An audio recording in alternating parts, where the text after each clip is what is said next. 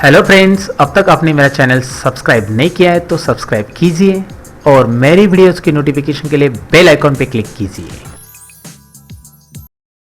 नमस्कार दोस्तों, learn more channel में आप सभी का स्वागत है। मेरा नाम है सतीश और आज के लेक्चर में हम सीखने वाले रियल जॉब क्वेरी। ये एक मेल मुझे किया है दोस्तों, उनका नाम है अनुज पांडे जी, जिन्होंने बोला कि सर ये प्रॉब्लम शायद उनको इंटरव्यू में पूछा गया रहेगा। उन्होंने मेंशन नहीं किया मेल में, लेकिन उन्होंने बताया कि ये एक प्रॉब्लम है जो मुझे सॉल्व करके चाहिए सर। तो उसके लिए यहाँ पे मैं एक वीडियो बना रहा हूँ दोस्तों, और ये शायद आपको भी यूज़ हो सकता है, क्या पता कल आपको इंटरव्यू पूछा जा सकता है।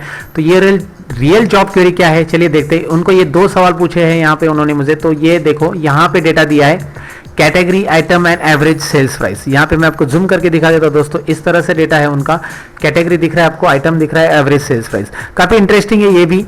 मैं आपको दिखाता हूँ किस तरह से इसका क्वेश्चन है। पहले put the validation for category and item, जो कैटेगरी एंड आइटम दोनों को वैलिडेशन लगाना है आपको। और if someone select the category from the drop down then the item should be selected respectively. मतलब आपने जो यहाँ पे कैटेगरी सिलेक्ट की, सपोज यहाँ पे कैटेगरी टैबलेट है, तो इन टैबलेट की जो कैटेगरी है वो है, उसके जो आइटम्स है वो एसर, डेल एंड एचपी ये है।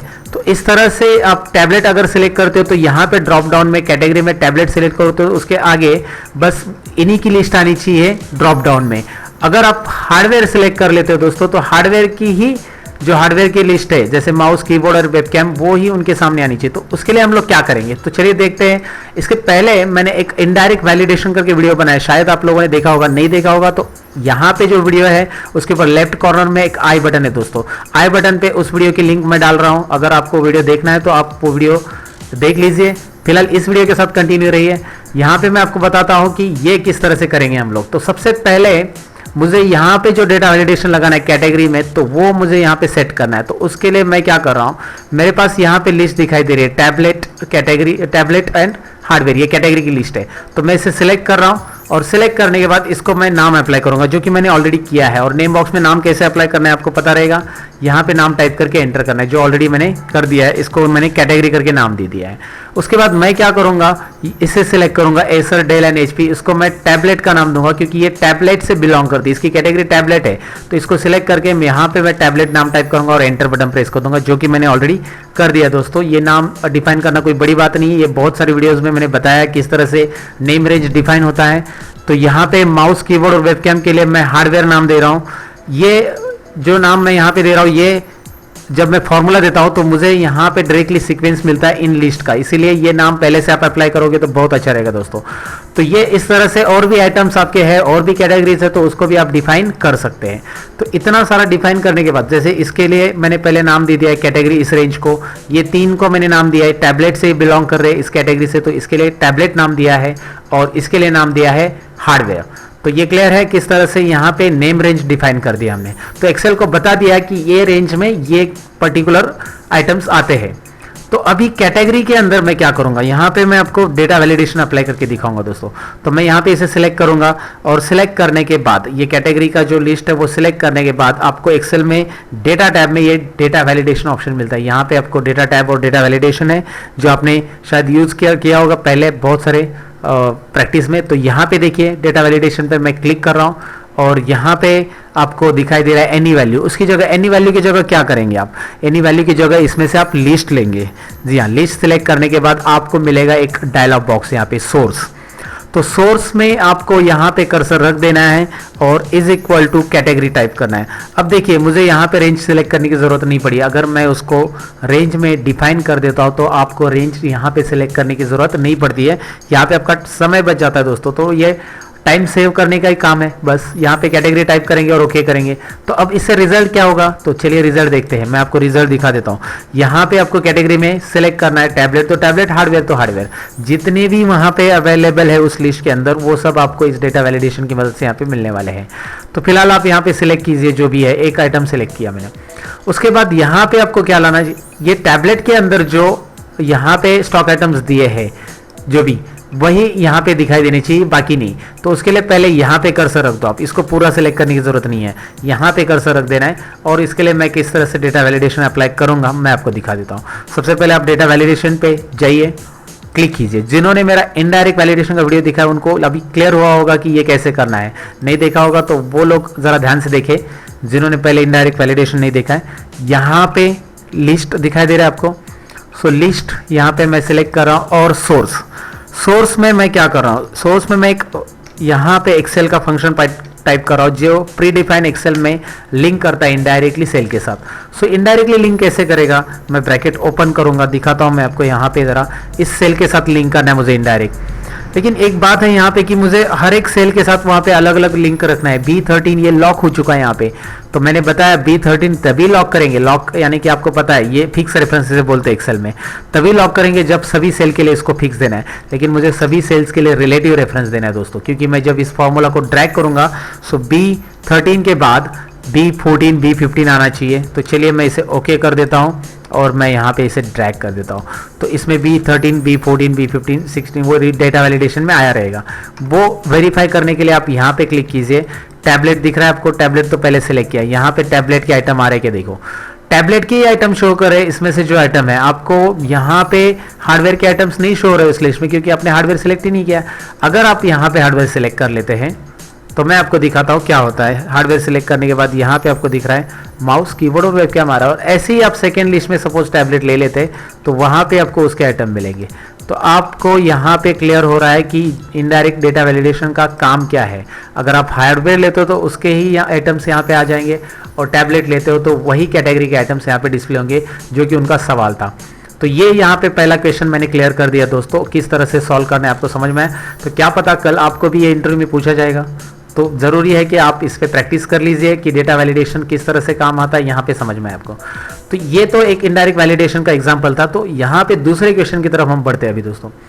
तो अनुज जी ने मुझे दूसरा क्वेश्चन पूछा यहाँ पे कि use the formula and pick the average sale from the above table one जो दिया है उसमें से एवरेज सेल पिक करो and calculate the total cell.